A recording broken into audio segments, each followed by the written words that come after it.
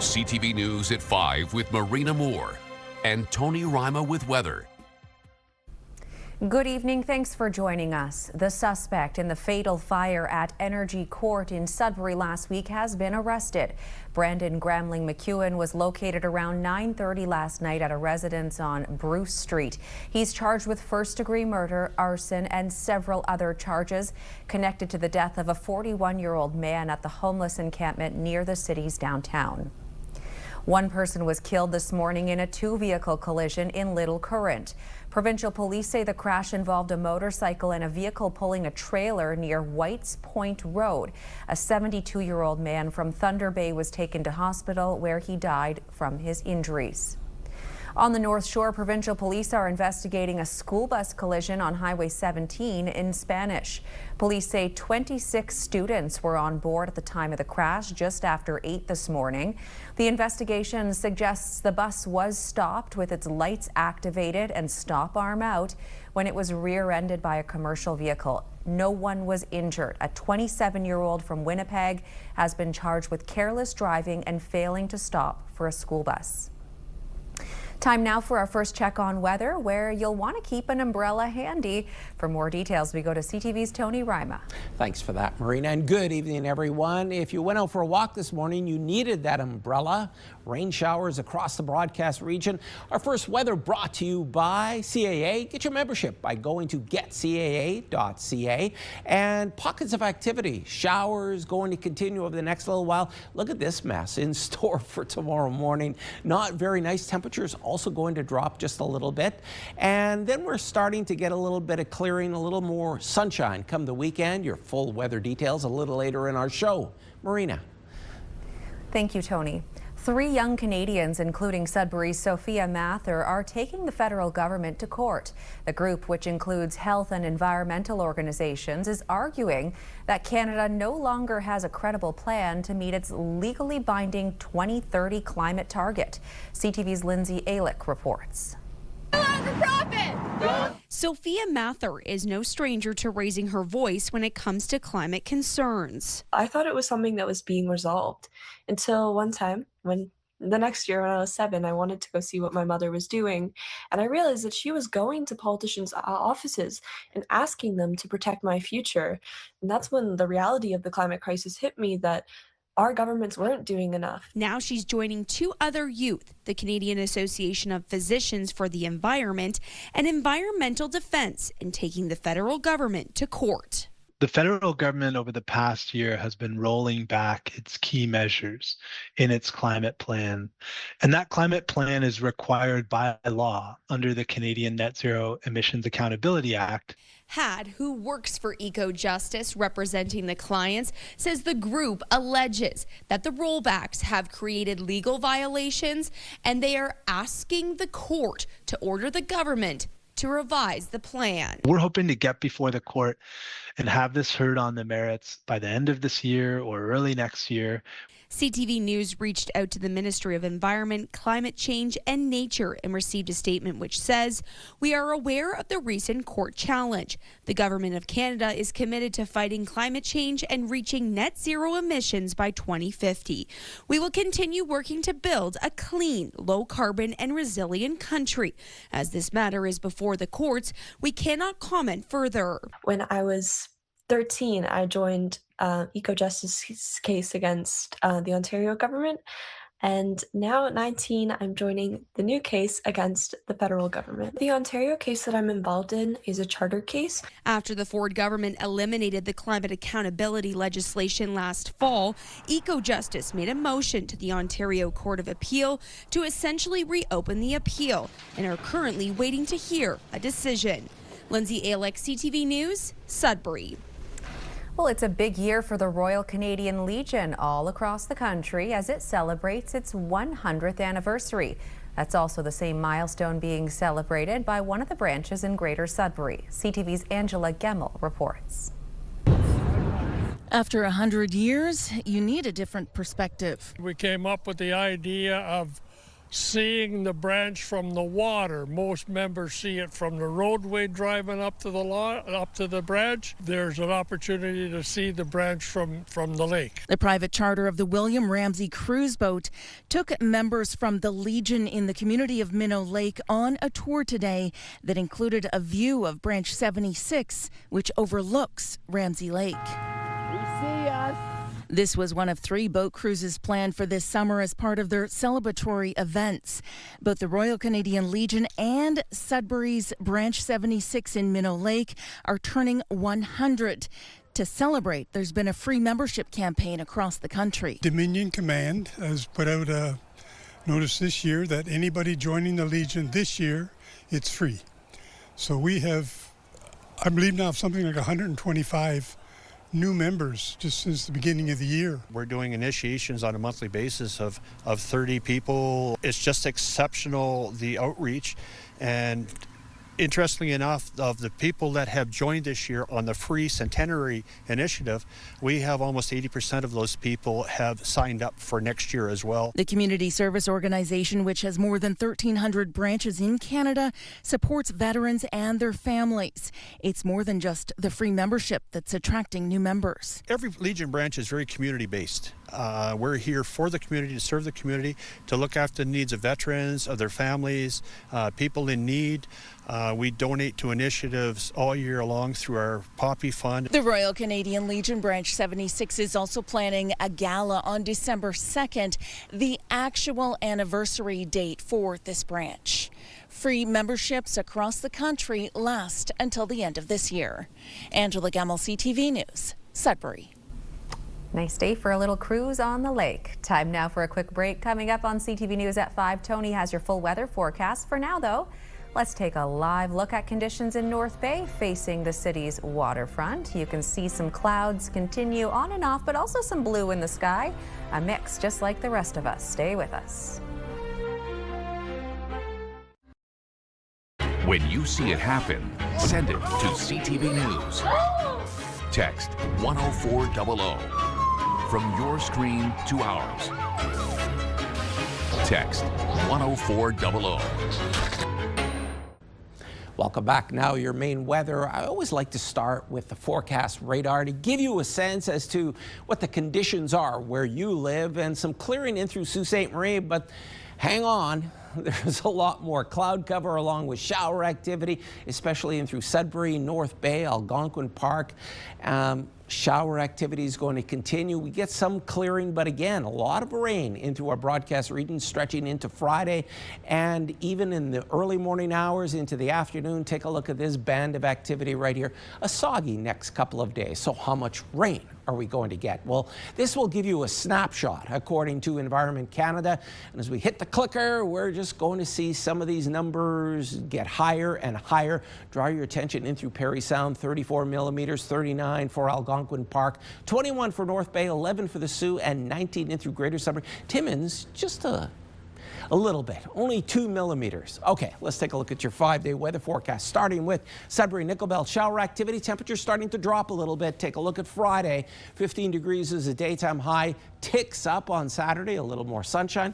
Father's Day, sun, cloud, and showers. Monday, much the same. Almost spot on temperature-wise. Should be 23 as a daytime high. Sault Ste. Marie and Algoma tomorrow, shower activity. Below seasonal temperatures, a little more sunshine. Some clearing on Friday. Much the same on Saturday. Sunday, Father's Day, well, sun, cloud, shower activity. Monday looks good, 22 degrees. Spot on temperature-wise. Timmins, Cochrane, Kapuskasing, risk of thunderstorms tomorrow, but some clearing in there, and then the temperature starts to drop. Ticks up on Saturday, but again, the rain is going to continue for Dad's Day. Monday looks pretty good next week. As we move on over to Temiskaming Shores and Kirkland Lake, risk of thunderstorms, temperatures below normal, should be about 23 degrees as your daytime high. On Sunday, well, 22, sun, cloud, and rain. Monday, sun and cloud. And finally, your 5-day weather forecast for North Bay, West Nipissing. Showers tomorrow, temperature starts to fall, and then even in through Saturday and on Dad's Day on Sunday, well, the rain is going to persist on Monday. Sun, cloud, and shower activity. Marina Moore, if you're heading out, you need an umbrella. It's back over to you. All right, thank you, Tony. The local chapter of the Canadian Owners and Pilots Association, known as COPA 13, is in Sudbury preparing for Discoverin Aviation Day Saturday. The aim is to introduce youth to opportunities in aviation. CTV's Alana Everson reports. It's an event giving young people the opportunity to discover what it feels like to take flight. Youth ages 8 to 18 can take a free introductory flight in single-engine Pipers and Cessnas, accompanied by licensed pilots. So Discover Aviation Day is an event that COPA chapters have hosted across the country for many years. And with COPA Flight 13 being reestablished here in Sudbury, we thought it was time to bring this opportunity to our community and give youth a chance to experience the thrill of flight. I know when I had my first flight when I was very young, it was very exciting, and this could help promote young people going into maybe being a pilot or AME, like an aircraft mechanic, or even possibly, air traffic controller. Organizers say there will be aviation exhibits for all ages at the Air Bravo hangar located at the Sudbury Airport Saturday.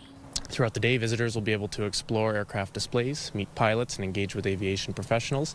There will also be a fundraising barbecue to support the costs of introductory flights for young people. So it's open ages 8 through 18, and they can sign up by going to getwings.ca. We have a link there that they can then pre-register their youth for. Parents are required to be present for sign-in with their children. But yeah, you can sign up there, and we encourage everyone to pre-register as we have limited spots. COPA 13 recently was revitalized in the Sudbury area after a hiatus. And the association says it hopes the day sparks interest in aviation, privately or professionally. Alana Everson, CTV News, Carson. Coming up on CTV News at 5, getting more pets vaccinated in the Sioux, plus celebrating being Anishinaabe. An Indigenous fashion show teaches culture, creativity, and community.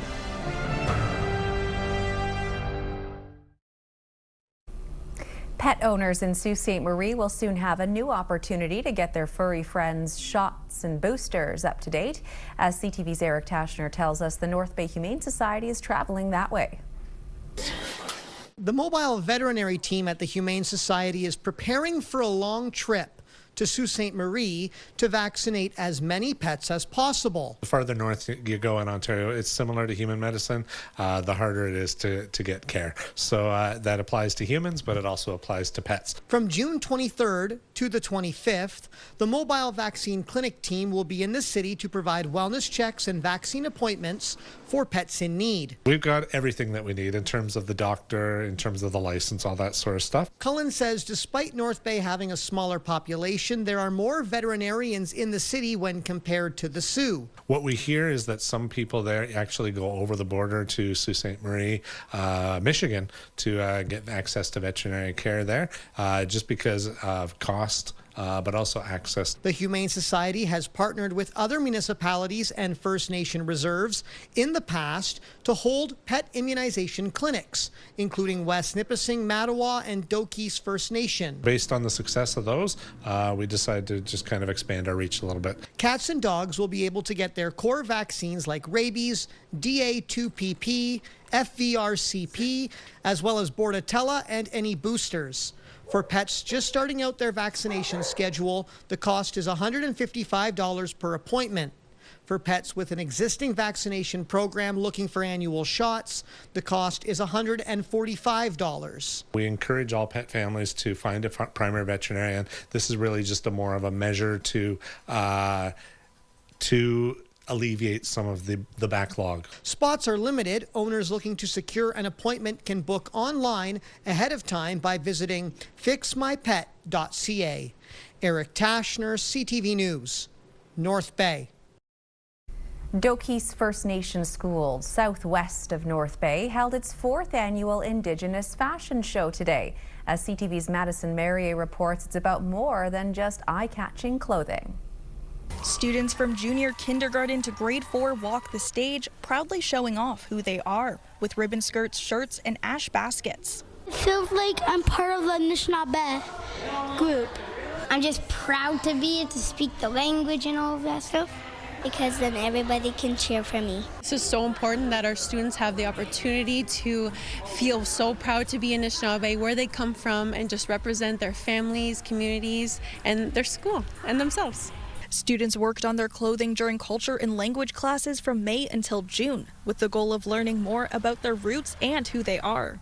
I think they leave here just feeling that sense of pride and saying, wow, I did this, and people celebrate me, and I'm important, and they just leave here feeling so proud and fulfilled being, like I said, Anishinaabe, and that's what it's all about.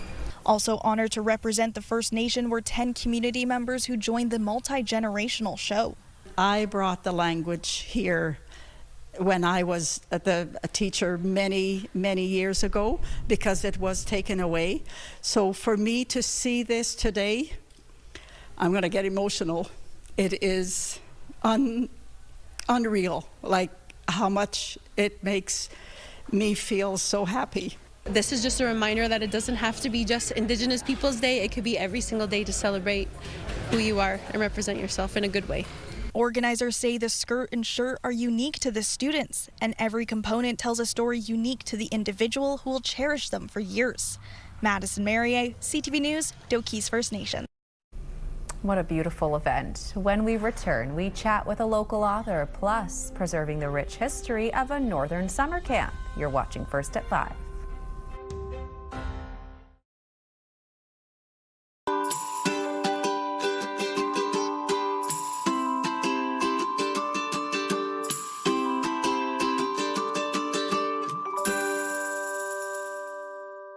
It's the third installment in a children's book series by high school students at Manitoulin High in Chiging. This one is called Robo Friends and the First Robotics Competition. To talk more about this, let's bring in the author, Amara Wilson-Ziegel, and she joins us from Chiging. Hi there, Amara. Hello. So what prompted you to write this book, the third in this series? It was an idea that originally started when I was in grade 9, and I had just finished my first robotics competition through our robotics team called Manitoulin Medal Team 6865, and I had loved competitions so much that I wanted to share my love of not only the competitions, but also FIRST and STEM with other people, and that's kind of where this idea started, and it kind of went on from there. Amara, give our viewers a sense of the plot. It starts with a very nervous robot that is getting ready to go and perform his very first competition. So as we walk through, we figure out all the ins and outs of what it means to be at a first competition, where your pits are, so your kind of home base for the weekend, what the games are going to be like, but also some of the aspects of meeting new teams and working together with people in many different ways.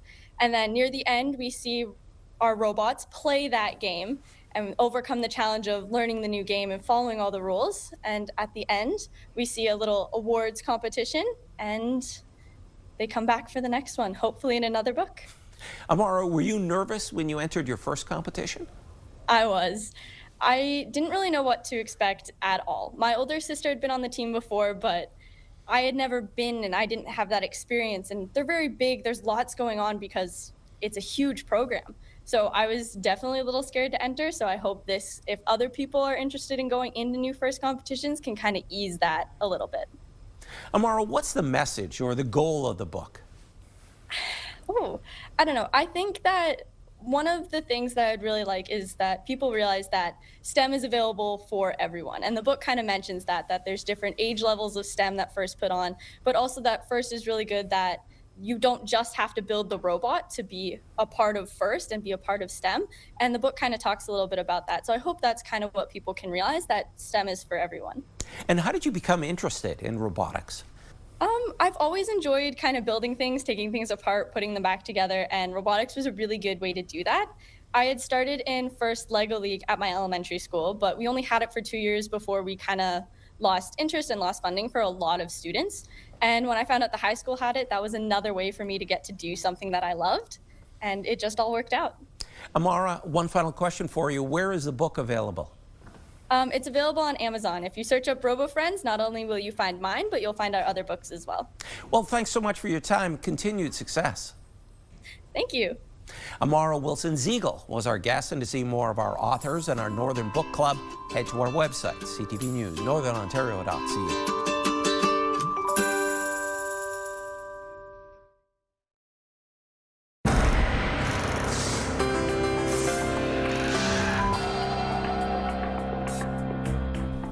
Our first community close-up comes to us from a well-known YMCA summer camp located on Lake Huron. Officials with John Island Camp are thanking construction students and staff from Sudbury's LaSalle Secondary School for their help in completing the camp's new museum. Funding for the project was brought in from camp alumni towards the Gary Project. The space is dedicated to sharing the long and storied history of the island to continue teaching and inspiring generations of campers to come. Students and staff at École Secondaire Catholique L'Horizon in the greater Sudbury community of Valcarin have come together in a big way to support families dealing with cancer. More than $11,000 was donated to Northern Ontario families of children with cancer. $3,000 was put into a scholarship in honor of student Zoé Trépanier, who passed away last year. And we also like to check out some nature photos in this segment. So how about this one of a seagull taking flight at the Cove Beach in North Bay? Darren McDonald says the gull joined them for a bit, probably looking for a shared snack, and then apparently took off in search of a French fry. Thanks for this, Darren. And if you have any pictures, videos, or events you'd like us to showcase, email them to us at communitycloseup@bellmedia.ca. Please include your name, location, and a short description. Finally for us tonight, otters at the Vancouver Aquarium are getting in on World Cup action. They're predicting who will win the upcoming Canada versus Qatar match.